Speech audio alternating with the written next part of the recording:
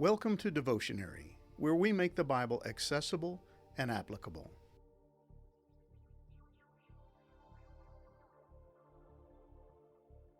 With the close of chapter 28, Moses is officially done with his recitation of God's law and his declaration of God's blessings and curses. Now it's time for the people to recommit themselves to keeping God's law.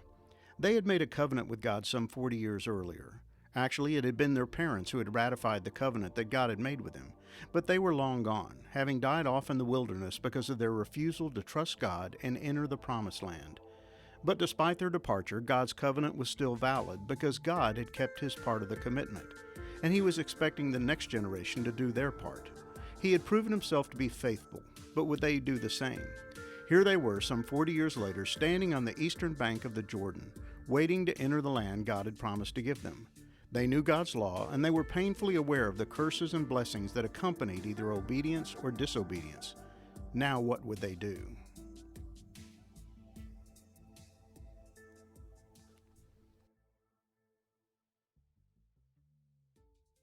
These are the words of the covenant that the Lord commanded Moses to make with the people of Israel in the land of Moab, besides the covenant that he had made with them at Horeb.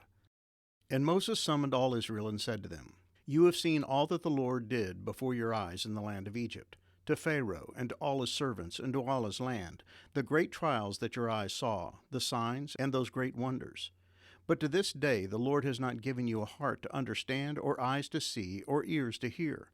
I have led you 40 years in the wilderness. Your clothes have not worn out on you, and your sandals have not worn off your feet. You have not eaten bread, and you have not drunk wine or strong drink, that you may know that I am the Lord your God.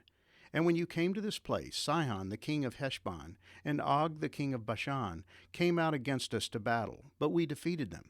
We took their land and gave it for an inheritance to the Reubenites, the Gadites, and the half-tribe of the Manassites. Therefore keep the words of this covenant and do them, that you may prosper in all that you do. You are standing today, all of you, before the Lord your God, the heads of your tribes, your elders, and your officers, all the men of Israel, your little ones, your wives, and the sojourner who is in your camp, from the one who chops your wood to the one who draws your water, so that you may enter into the sworn covenant of the Lord your God, which the Lord your God is making with you today, that he may establish you today as his people, and that he may be your God as he promised you, and as he swore to your fathers, to Abraham, to Isaac, and to Jacob. It is not with you alone that I am making this sworn covenant, but with whoever is standing here with us today before the Lord our God, and with whoever who is not here with us today." Deuteronomy 29, verses 1 through 15. At this point in his address to the people of Israel, Moses seems to take a break from his recitation of the law, the blessings, and the curses. In a sense, the preceding passages in Deuteronomy have been a recounting of the covenant made with the people of Israel at Mount Sinai. Moses has been reminding them of God's law and their covenant obligation to keep that law, if they expect to enjoy his presence, power, and blessings upon entering the land. Exodus 19 through 23 records the event at Mount Sinai in the wilderness, when God made his original covenant with the people of Israel. It had been a spectacular occasion, accompanied by fire, smoke, lightning, and thunder, as God descended upon Mount Sinai. He delivered his law to Moses, who then communicated it to the people. Moses came and told the people all the words of the Lord and all the rules, and all the people answered with one voice and said, "All the words that the Lord has spoken we will do." Exodus 24, verse 3. With that statement, they had ratified the covenant and communicated their willingness to keep their part of the agreement. After offering blood sacrifices to God to seal the covenant, Moses took the book of the covenant and read it in the hearing of the people. And they said, "All that the Lord has spoken we will do, and we will be obedient." Exodus 24, verse 7. So once again they expressed their determination to abide by the covenant requirements as outlined by God. And Moses took the blood and threw it on the people and said, "Behold, the blood of the covenant that the Lord has made with you in accordance with all these words." Exodus 24, verse 8. In the Hebrew Bible, verse 1 of chapter 29 is actually the last verse of chapter 28. It concludes Moses' recitation of the covenant and is a reminder to the people of the blessings and curses that would accompany either disobedience or obedience. Now Moses appears to present a break in the narrative, providing a historical overview of Israel's relationship with God. His primary objective is to stress the covenant faithfulness of God. Yahweh had done all that he had promised to do. and they had been eyewitnesses to the mighty acts of God. The truth is, most of the people in the audience that day were too young to have experienced God's deliverance from Egypt. Their mothers and fathers had been the ones to see all that God had done to Pharaoh and to all his servants and to all his land. Deuteronomy 29, verse 2. They had seen firsthand the great trials, the signs, and those great wonders. Deuteronomy 29, verse 3. And over time, they would have shared the details of their remarkable experience with their children.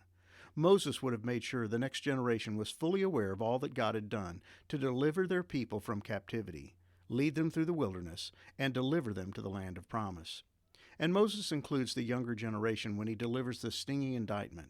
But to this day the Lord has not given you a heart to understand, or eyes to see, or ears to hear.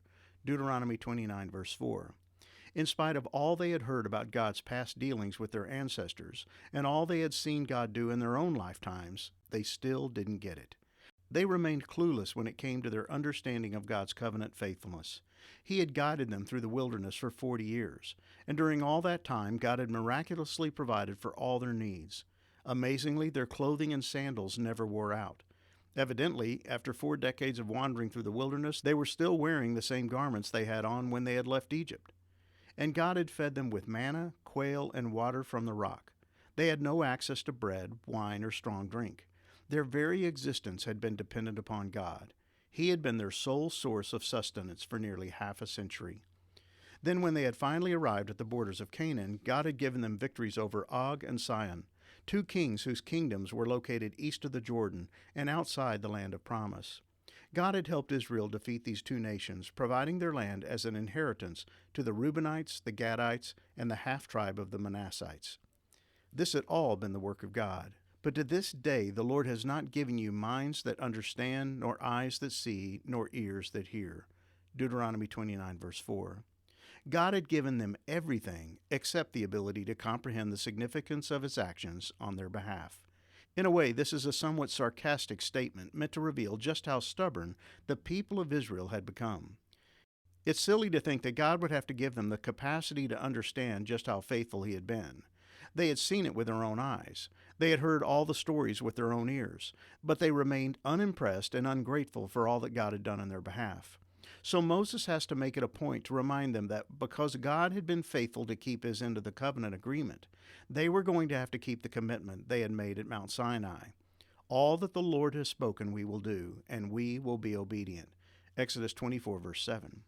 And Moses reminds them that their commitment to keep the covenant would require the participation of every single member of their community, including the heads of your tribes, your elders, and your officers, all the men of Israel, your little ones, your wives, and the sojourner who is in your camp, from the one who chops your wood to the one who draws your water. Deuteronomy 29, verses 10 through 11. No one was exempt. No one got a free ride. God had made His covenant with the entire nation of Israel, and every single one of them had personally enjoyed the blessings that came as a result of His covenant faithfulness. The entire nation was expected to ratify the covenant before they entered the land of promise, and Moses tells them why: that He may establish you today as His people, and that He may be your God as He promised you, and as He swore to your fathers, to Abraham, to Isaac, and to Jacob.